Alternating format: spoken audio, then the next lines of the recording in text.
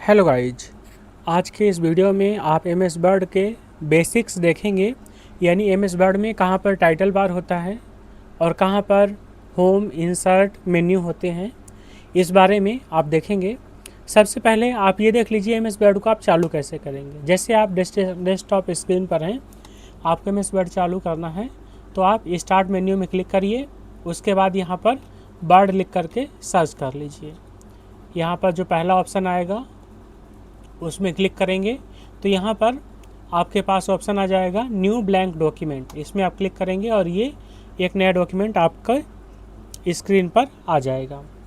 अब यहाँ पर आप देखें, स्क्रीन में सबसे ऊपर की जो पट्टी होती है, यहाँ पर आप देखें सबसे ऊपर डॉक्यूमेंट का नाम लिखा होता है और एम एस वर्ड में डॉक्यूमेंट का डिफ़ॉल्ट नेम होता है डॉक्यूमेंट 1। इसके बाद जो इसके नीचे की पट्टी होती है ये होती है मेन्यू बार, जिसमें home, insert, draw, design, layout, reference, mailing, review, view आदि ऑप्शन होते हैं। इसके बाद आप देखेंगे यहाँ पर लेफ़्ट साइड में एक रूलर होता है पटरी नुमा, और ऊपर भी एक रूलर होता है जिसकी मदद से आप अपने डॉक्यूमेंट में टैब को सेट कर सकते हैं या फिर डॉक्यूमेंट के पेज को माप सकते हैं।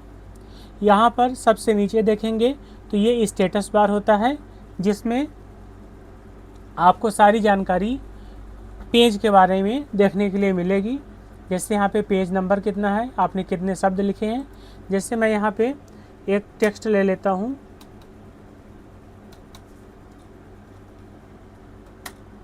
यहाँ पर आप देखें ये लिखा है पेज 1 आउट ऑफ 1 और 239 वर्ड्स, ये देखिए। इसके बाद यहाँ पर ये रीडिंग मोड है, ये वाला प्रिंट लेआउट है और ये वेब लेआउट व्यू है। यहाँ से आप इसके व्यू को भी चेंज कर सकते हैं। स्टेटस बार में आपको यहाँ पर आपके डॉक्यूमेंट को छोटा या बड़ा करने के लिए एक जूम बटन मिल जाएगी। ये स्क्रॉल बार होता है। स्क्रॉल बार यहाँ पर आपको दो देखने के लिए मिलेंगे, एक स्क्रॉल बार राइट साइड और यहाँ पर एक स्क्रॉल बार ये नीचे साइड आपको देखने के लिए मिल जाएगा। तो ये एम एस वर्ड की विंडो की सारे पट्टियाँ हो गई। जैसे ऊपर की पट्टी स्टेटस बार, ये वाला इसको रिबन टैब बोलते हैं, इन सारी चीज़ों के नाम हो गया। अब इसके बाद आज की इस वीडियो में मैं होम टैब में उपस्थित सभी ग्रुप्स के बारे में बताने वाला हूँ। यहाँ पर जैसे आप होम इंसर्ट टैब्स में क्लिक करेंगे, इसके बाद आपके सामने ये जो कुछ ऑप्शन उपलब्ध होते हैं इन्हें ग्रुप कहते हैं। जैसे आप देखें यहाँ होम टैब में आपको क्लिपबोर्ड ग्रुप मिलेगा। जो आप किसी शब्द को सिलेक्ट कर लेंगे उसके बाद cut, copy, paste, format painter, ये सारे के सारे ऑप्शन हाईलाइट हो जाएंगे। जब तक आप किसी भी शब्द को सिलेक्ट नहीं करोगे तो यहाँ पे कट और कॉपी, पेस्ट ये सब के सब ब्लर रहेंगे। ठीक है, तो यहाँ पे अगर आपको किसी भी शब्द को कॉपी करना है तो आप क्या करोगे, उस शब्द पे डबल क्लिक करोगे, वो शब्द सिलेक्ट हो जाएगा। कट में क्लिक करोगे वो कट हो जाएगा, कॉपी में क्लिक करोगे वो कॉपी हो जाएगा।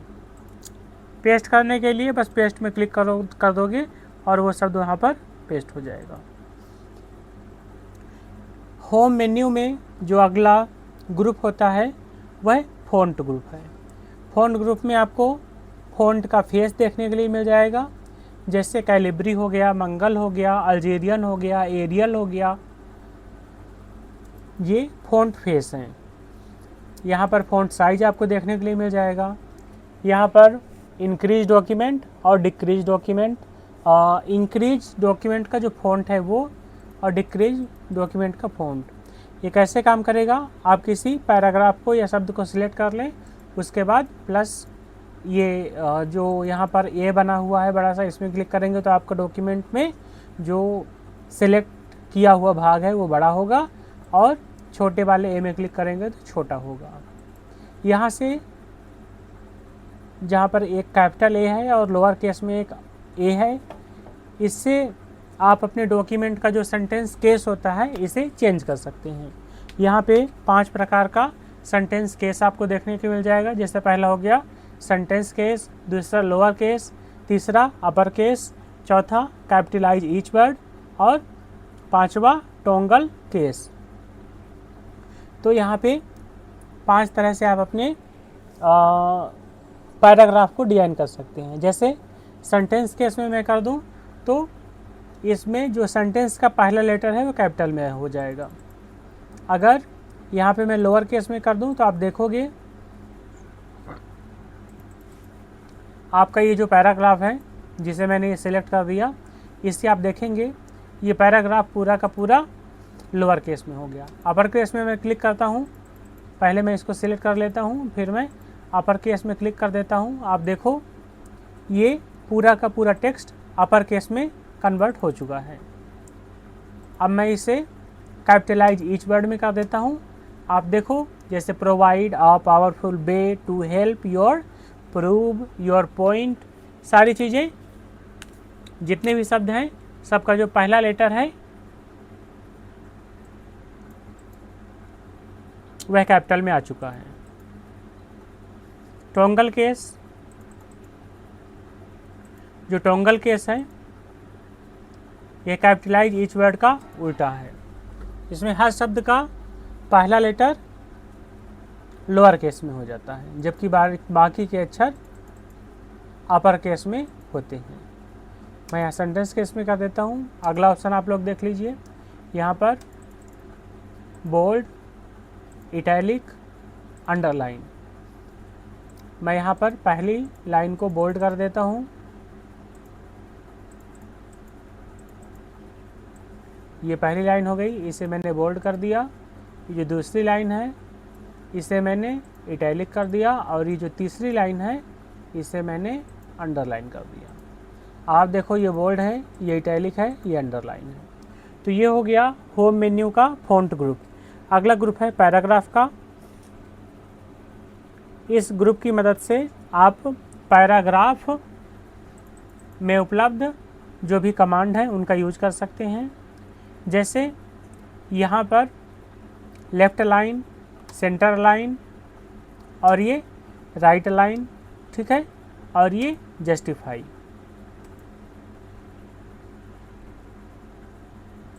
इनका यूज आप कर सकते हैं। अब ये होता क्या है, यहाँ पे लेफ़्ट अलाइनमेंट क्या होता है? लेफ़्ट अलाइनमेंट का मतलब होता है आपका जो डॉक्यूमेंट है लेफ़्ट साइड से एकदम बराबर होगा, राइट साइड से कंपलसरी नहीं है कि बराबर हो। जैसे यहाँ पर मैंने इतना सेलेक्ट कर लिया और यहाँ पर मैंने लेफ़्ट अलाइनमेंट में क्लिक किया, ये अभी लेफ़्ट साइड अलाइन है और ये सेंटर में अलाइन हो गया। सेंटर मतलब लेफ़्ट राइट से आपकी लाइंस कहीं पर भी ख़त्म हो लेकिन सेंटर में पूरी आएंगी। यहाँ पर राइट अलाइनमेंट, आप देखो यहाँ पर आपका जो डॉक्यूमेंट है राइट साइड से अलाइन हो चुका है। जस्टिफाई, आप इसमें देखोगे दोनों तरफ से आपका डॉक्यूमेंट एकदम से बराबर हो चुका है। अगला ऑप्शन यहाँ पर आप देखेंगे लाइन स्पेसिंग का है। लाइन स्पेसिंग का यूज वहाँ पर किया जाता है जहाँ पर आपके पास बहुत कम जगह है और आप चीज़ों को कंसाइज करके लिखना चाहते हैं या फिर लाइन के बीच में ज़्यादा स्पेस देना चाहते हैं, जैसा कि मैंने यहाँ पर स्पेस दिया है। आप देखो यहाँ पर एक लाइन है, उसके बाद दूसरी लाइन इतने नीचे है। ये पूरा का पूरा सेंटीमीटर में दिया हुआ है, जैसे ये 1 सेंटीमीटर, 1.15 सेंटीमीटर, 1.5 सेंटीमीटर, 2.0 सेंटीमीटर, ये इस तरह से है, ठीक है। तो आपको अगर कम रखना है, डिफ़ॉल्ट रूप से 1.15 होता है, कम रखना है तो आप 1 कर सकते हैं। और अगर आपको मैनुअल रूप से चुनना है तो आप यहाँ पर मैनुअली भी चुन सकते हैं।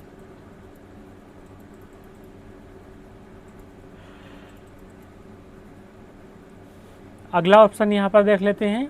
अगर आपको अपने पैराग्राफ के बैकग्राउंड में कोई कलर देना है तो आप इसकी मदद से आप बैकग्राउंड में कलर दे सकते हैं।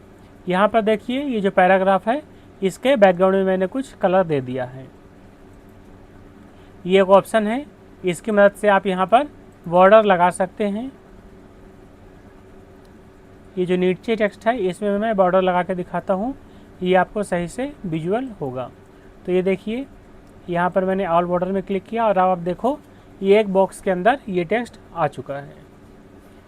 तो यहाँ से आप बॉर्डर लगा सकते हैं। अगर आपको ए से जेड तक शॉर्ट कराना है तो इसके लिए ये शॉर्ट बटन है।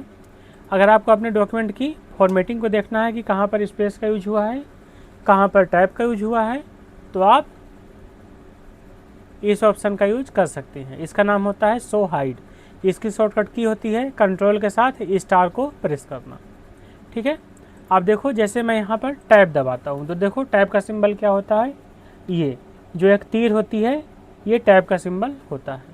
वापस से हम शो हाइड में क्लिक कर देते हैं और आप देखोगे हमारा जो डॉक्यूमेंट है नॉर्मल हो गया है। यहाँ पर होम टैब का जो पैराग्राफ ग्रुप है इसी में आपको बुलेट्स की कमांड मिल जाएगी।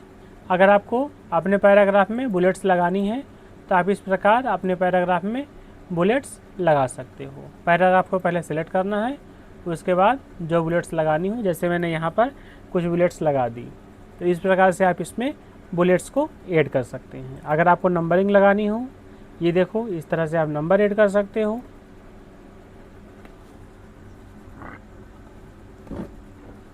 इंक्रीज इंडेंट और डिक्रीज इंडेंट, इसकी मदद से आप अपने डॉक्यूमेंट में जो टेक्स्ट लिखा हुआ है उसको राइट और लेफ्ट साइड अलाइन कर सकते हो। तो ये पैराग्राफ ग्रुप के कमांड्स हो गए। अगला ग्रुप है यहाँ पर स्टाइल। स्टाइल में कुछ predefined font size plus font style, इन सब का ग्रुप रहता है जो आप अपने पैराग्राफ पर अप्लाई कर सकते हो। ये देखो यहाँ पर मैंने इनको अप्लाई किया और जैसे ही मैं इसके ऊपर अपना कर्सर ले जाता हूँ ये चेंज हो जाता है। इसके बाद यहाँ पर एडिटिंग ग्रुप है जिसमें फाइंड, रिप्लेस और सेलेक्ट ऑप्शन आपको दिखेंगे। फाइंड ऑप्शन का यूज तब किया जाता है जब आपको कोई शब्द ढूंढना हो। जैसे यहाँ पर मुझे क्या ढूंढना है, पहले मैं फाइंड में क्लिक कर लेता हूँ, ये फाइंड का नेविगेशन आ गया। अब मान लीजिए मुझे इसमें वीडियो ढूंढना है, मतलब इसमें वीडियो कहाँ कहाँ पर लिखा हुआ है। तो ये बता रहा है 3 जगह पे वीडियो लिखा हुआ है और यहाँ पर उसने उस टेक्स्ट को उठा करके दे दिया है। यानी मैं सीधा यहीं पर क्लिक करके देख सकता हूँ कि वीडियो कहाँ कहाँ पर लिखा हुआ है। जैसे यहाँ पर मैं सर्च कर लेता हूँ कैन। अब आप देखें इसने कैन को सर्च कर लिया है और 4 जगहों पे कैन लिखा हुआ है। बस मैं टेक्स्ट पे क्लिक करूँगा और उस टेक्स्ट पे पहुँच जाऊँगा। इसके अलावा यहाँ पर ये बटन भी है जिसकी मदद से मैं आगे पीछे जा कर के कैन को ढूंढ सकता हूँ। रिप्लेस मतलब किसी शब्द को ढूंढ करके किसी दूसरे शब्द के साथ रिप्लेस कर देना। आपने 3 इडियट मूवी देखी होगी, उसमें भी जो रैंचो रहता है वो इसी तरह जहाँ पर लिखा होता है चमत्कार, उसे किसी और शब्द के साथ में यहाँ पर रिप्लेस कर देता है। और आप देखोगे जहाँ पर वो चमत्कार लिखा होता है वहाँ पर एक और शब्द लिख जाता है। तो ये एक मूवी की बात हो गई 3 इडियट। उस मूवी में रैंचो ने चमत्कार की जगह पे कुछ और लिख दिया था और उसकी पूरी की पूरी स्पीच खराब कर दी थी। आप लोगों ने अगर 3 इडियट मूवी देखी होगी तो आप रिलेट कर पाओगे। तो ये हो जाता है फाइंड एंड रिप्लेस।